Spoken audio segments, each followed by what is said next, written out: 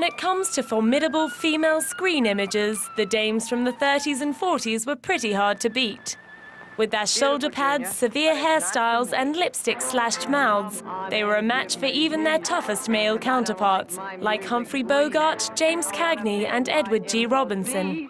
Take it off the E string, play it on the G string. One of the most intimidating was Barbara Stanwyck, whose long Hollywood career saw her take on a number of defining roles in films like Double Indemnity, The Lady Eve and Walk on the Wild Side. But when it came to conjuring up the nerves of steel required for those sorts of femme fatales, Barbara had a deep well of personal experience to draw from. She was born Ruby Catherine Stevens in 1907 and raised in Brooklyn, because that's where her father Byron ran to the first time he abandoned her mother Catherine and their children. Then, when she was just 3 years old, her mother, who was pregnant again, was pushed off a tram by a drunk and killed. Did you steal it? Instead of looking after his children, Byron effectively made them complete orphans by deserting them and disappearing to the Panama Canal Zone.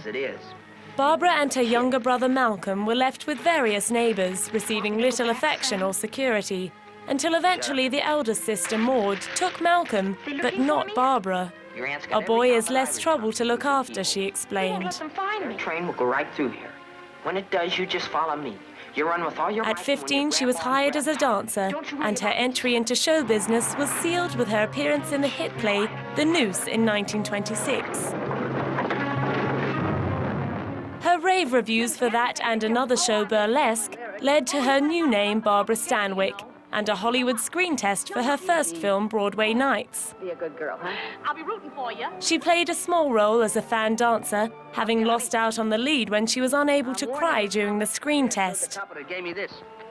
It was one of the many acting skills she would perform with ease in later years, but at that time in her life, she simply had no tears available. Maybe she'd learned from the earlier stage that they would get her nowhere. Sheer grit was what she needed, and that's what she had, in abundance.